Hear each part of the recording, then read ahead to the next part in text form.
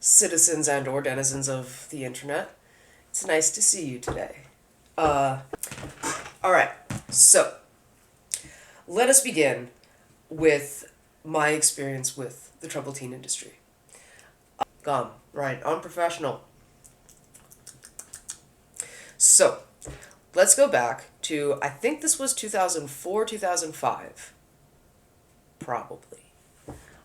I was 16, 17. I think I just turned 17. My hair is so my fidget toy. A friend of mine pointed that out the other day. Uh, Although, wait a minute, where are my prayer beads? Been making... I've been making beads out of polymer clay. Anyway, this is a good fidget toy. So, newly 17, I'd been going to a gifted handicapped program at the public high school a few towns over because my town didn't have that. I had been using MySpace to meet strangers, older men, 25-ish mostly, usually in their 20s. I would find them and message them, and I would propose that we meet up. I would meet them in... There was more than one time that I met a strange guy, like, at an abandoned building. I'm dumb shit. I was being so dumb, and, I need a hat or something. I don't like how... in addition to that, I mean, I had been cutting myself, and every time I would cut myself, I would need stitches, so there's that. I had a lot of suicidal ideation. I did not have many friends. I'd had friends at that program, but I'd gone on Seroquel, which wasn't the sole reason that my friends stopped hanging out with me. I was also just not okay, you know? But the Seroquel killed... I mean, I stopped a lot of my problematic behavior, but I also stopped every other behavior because I was never awake. And I gained like 40 pounds. I didn't really notice mostly. Then one of the guys that I had met on MySpace, I started dating. He was 19, and I don't... The thing about it is I said yes, so I don't want to call it rape, but it was coerced. It was like, what are you thinking about? And he told me that he was a virgin, and it was a lie, obviously. And he was like, well, I'm thinking I'm ready. I'm ready, you know, and I was like, oh, cool, I'm not. And he was like, well, consider, I'll break up with you. And, like, I'm your ride home. So... And obviously I should have just called a parent, but I just let him do it, and it hurt, and it was awful, and it was traumatic. So, and he was abusive. He was really emotionally abusive. So that sucked. And I had gone to so many psychiatrists. I've been on so many medications, and nothing seemed to help. So eventually my parents found out about, you know, everybody, you know, people who were sending their teens to therapeutic boarding schools. So they were like, maybe we should do that.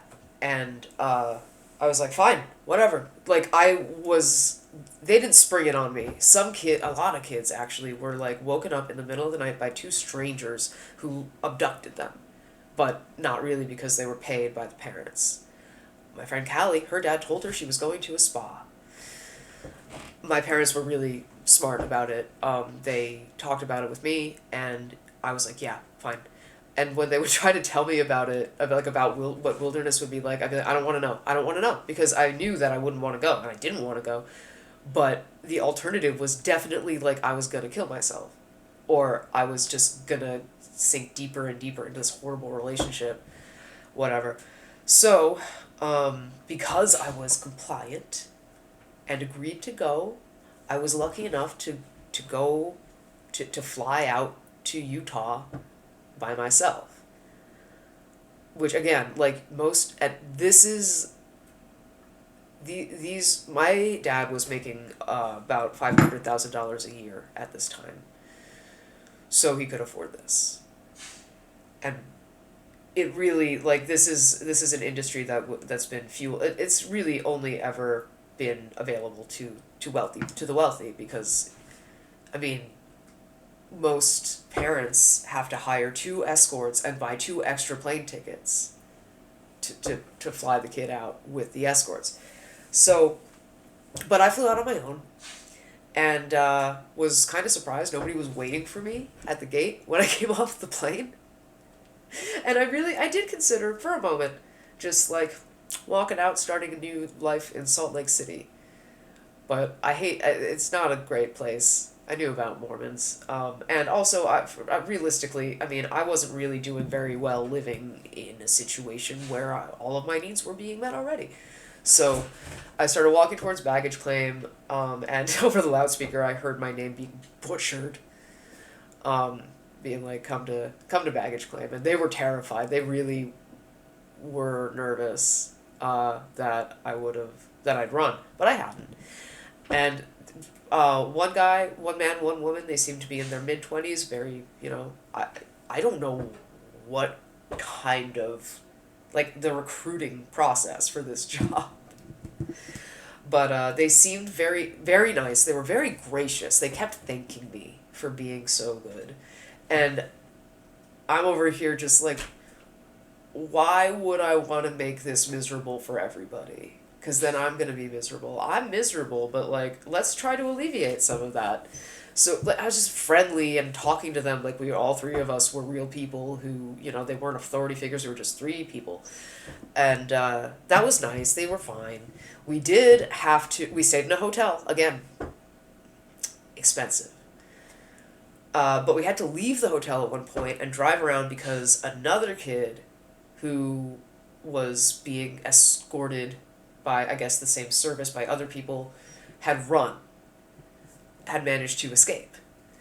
And we didn't find that kid. I don't know whether the kid had been found. I don't know whether it would be a good thing if he was. And the next day, we drove 6 hours to Duchesne, Utah, which is in the high alpine desert. Real quick, high alpine desert is like, it's not sand dunes or anything. It's very dry. It gets very cold in winter. There's the only real plants that you'll see are sagebrush and occasionally a cedar or a juniper tree. And it was just cracked, dry earth. It was very beautiful. There were mesas, and it was huge and vast and whatever. But before that, the building that they dropped where they dropped me off was a 1-story, 1-room building, where they had me take my clothes off, and that was fun. Obviously, like, they took my clothes because I got all new clothes. Because we were issued, it was like military surplus stuff, just like pants and shirts and a pack and a coat and stuff, and a pair of ill-fitting hiking boots that had a unique tread on them. Not like every single pair of boots that was issued to somebody who went here had a unique sole, so that they could track us if we ran away. I never saw the point of trying to run away because after, I took my last shower for 2 months, they took my lip ring. I was very upset. And then we drove 4 hours on dirt roads into the wilderness. Like, this was deep into the wilderness. So we drove 4 hours, and I was dropped off at the campsite where I was given like they gave me a tarp with four pieces of rope or six pieces of rope to like make an A-frame shelter. I was told that I was not to speak with the other students and I was to be separate from them for the first phase. And that would be Earth phase, where there were a lot of writing projects that we had to do. We had to write a life story. We had to write like a lot of other stuff. I don't remember now. But the thing was, though, that was having been really bullied and really ostracized socially growing up, that really bothered me. I was really, it was like, because I had my own little fire, and which I was supposed to keep going, which is like, dude, I want to die. Like, you think I'm gonna put logs on this bitch? I'll freeze to death. And like, the very first couple days, I just felt ostracized, and I really wanted to just talk to people, and occasionally, like, if somebody would start singing a song, I would start singing the song too, and then they would have to stop because like that would count. And I started doing a thing that I used to do before I found out about like maladaptive coping mechanisms and what they are and why not to do them. I would like draw like tortured bodies like impaled on things or like contorted into horrific poses to spell out things like kill me, please, etc. So and that was exactly what I did my first or second night, and that got me put on suicide watch, which meant I was, nothing changed as far as like being allowed to speak to anybody or anything. They just tied me up at night.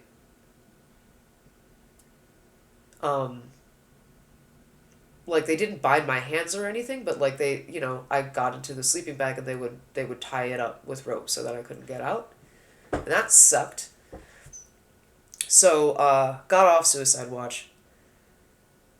And I hated every minute of this. I hated every minute. The first thing was the cold. And I used to I would wear shorts in January. But there's something about being that cold for that long. It's not just uncomfortable. Like, I lost the feeling in the tips of my toes for years here out there. And just being so cold and knowing that even if a helicopter showed up, you would still be hours from a building that was heated. You would be you were always at least 6 to 10 hours away from being warm. And we didn't know where we were in relation to anything else. We just knew that we were like a long way from anything that was comforting. So, oh, I forgot. Also, my parents loved this. The first day, one of the therapists was leaving, and he was like, "I gotta take a picture of you for your parents." And I was like, "Okay." And he, ready? And I was like, "Yep." Which was the first. And he actually was confused. He's like, "Are you sure? Are you sure that's the photo you want to send?" Yes, absolutely. He's like, "Most kids look pretty upset." It's like, "Yeah, I am. They'll know." And they did. But, so the cold, that was awful. Then, the weight, this was a 45-pound pack. I was a sturdy young person, but hiking for, I don't know, 4 to 8 hours a day with a 45-pound pack when you don't want to, it's awful. The food I couldn't eat. Like, Partially because, and I know now that this is dangerous, you're really supposed to at least soak beans before you eat them. Well, I guess they were soaked, but every day around dinner, we were told essentially they would talk about eating hot. So we didn't even really have a choice to earn the privilege of eating hot food so much because we didn't know what the requirement would be until it was announced at the end of the day. So usually it was busting a fire, which I'll get to, or drinking 4 Nalgene of water, which is like 4 liters. It's a lot. Um, I don't think I ever once ate hot food while I was out there, which sucked because it was beans and rice every day. So either you had to take the warm beans and rice once they were cooked and then wait for it to cool, which was impossible, or you would just put cold water in dry beans and rice and eat that. I couldn't do it. I mean, beans, I now know all beans are really, really bad for me and give me a lot of stomach problems. So I just didn't eat. Was so we had to do so we the thing we were there to do was like learn how to make a friction fire. So the way that we did that was we had to make our own busting kits, which would involve carving a spindle that's like that's like a stick, a plank of wood, and we would have a bow, and there would be cordage, and it's a bow drill fire. It's not that important to know how the mechanics of it. Just I never could do it, and I was the only one who never managed it.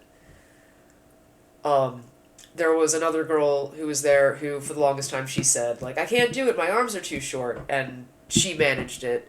I was never like, I can't do it. I never gave up. I always tried, but I never managed it. My arms are very short, particularly my right arm, which is the one that you bow drill with. That causes actually quite a bit of, like, shoulder, neck, and back pain. So that's probably why. But also, I probably wasn't trying all that hard. I was just going through the motions. Anyway, there was one time that some of the therapists tried to, I guess, incentivize me. It was it was getting dark. They had been there, they were about to leave, and they were trying to psych me up by, like, reminding me that it's gonna get dark, by trying to put me in the headspace of me being alone in the wilderness and having to, like, it's gonna get dark and I'm gonna die. I'm gonna freeze to death if I don't do this. It's like, you have no idea how much I want to freeze to death right now! Oh, I also stopped taking meds. I don't remember. I mean, it was like in protest. It was just a way to like feel like a modicum of control over my situation. Uh, the I had a bit of a breakthrough moment, which was great, and that was what they were trying to manufacture. They would do these. They would call them interventions, and they would just really. I mean, it seemed like a social experiment, and there's no way that what they were doing had been shown to work for anybody, because it never did. Like, one intervention, a girl who was a chronic runaway had to pretend to escape, essentially, and then they just had her hide behind a tree while we all said how we felt about it, and we were all like, what are you doing? We need to find her. She's going to die. So there was that, and then they had one for me. This wasn't my breakthrough moment, where they had me pretend to steal the group knife. There was one knife, and everybody knew who had it all the time. So when it showed up missing, I didn't know what to say. So I was like, I don't know, I was the last one to have it. I don't know what happened. I don't. So they hid it in my pack, and they were like, so we're just gonna search everybody's pack, and they just searched. I just happened to search mine first, and then I had to sit while we had a group where everybody told me how they felt about it, and everybody was like, this is stupid. Why would, like, you must have known that this wasn't gonna work out. And I was like, yeah, I did. And we all just were like, this is dumb. And I was like, I agree, it wasn't my idea. So but my favorite one that backfired the most was there was a young woman there who had participated in like BDSM stuff. Well, had sort of, had like behaved as a slave for men that she'd been involved with. And the goal of this intervention was to let her know what it was like to have power over other people. So what they did was they gave her a couple bottles of Gatorade and bags of M&Ms. M&Ms were fucking gold to us. We weren't even eating meat, like we needed fat and sugar and so badly. So what she was instructed to do was bribe people with M&Ms to do things for her, because we would have assigned chores, obviously, and stuff like that. So she would be like, I'll give you 3 M&Ms if you dig the sump for me. Or I will give you a handful of M&Ms if, I don't know, if you do another thing for me. I don't know. This backfired phenomenally, because other than me, because I was like, I'd done BDSM stuff as a dominant. I was very familiar with power exchange, and I didn't get off on being subby, but it didn't bother me when she was like, I'll give you, a handful of M&Ms if you cook dinner instead of me. I was like, yeah. But everybody else was livid. They boycotted it. They all agreed to not accept M&Ms. And like, we're taking this whole thing very seriously. And at this point, I had already pretended to steal the group knife. I was like, I think that I think this is bullshit. Like, she's not doing this on purpose. Like, she doesn't want to do this. So I played into it. It again really didn't help her. Finally, they did. Oh, they did it. I see. This is what's weird is. My big problem was there was another girl there who was everything who had all of the qualities that I prided myself in having, but she had more of them. She was pretty. She was prettier. She was thin. She was, but mostly she was just brilliant. She was hilarious. She was so smart and so funny and was kind of a superstar there. Like, she was, everybody delighted in her presence and company, and she was constantly praised, and because she was doing great stuff, but I hated this. I was so jealous, and I didn't know what to do with that. Because it was like, the things that I would think of when I would compare myself to my sister, who was thin and pretty and got good grades, but I would be like, but I'm smart. I'm really smart. And I'm deep and stuff like that. But this girl was definitely smarter and deeper than me. And I couldn't handle it. So what happened, and my guess is that this was something that was going to happen anyway, and the therapist Vaughn took the opportunity to try to kill 2 birds with 1 stone. But this girl who I was so jealous of, left. She got to leave.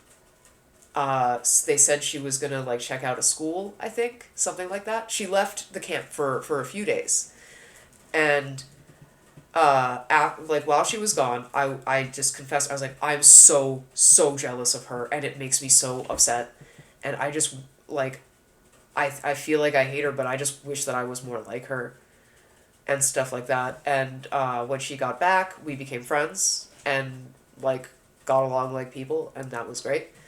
That's why they let me graduate without ever busting a fire. That was really the thing. Like I think that was supposed to be the breakthrough moment, but I didn't get it. I did, however. My parents flew out because there was a transition thing for kids who graduated. My parents flew out.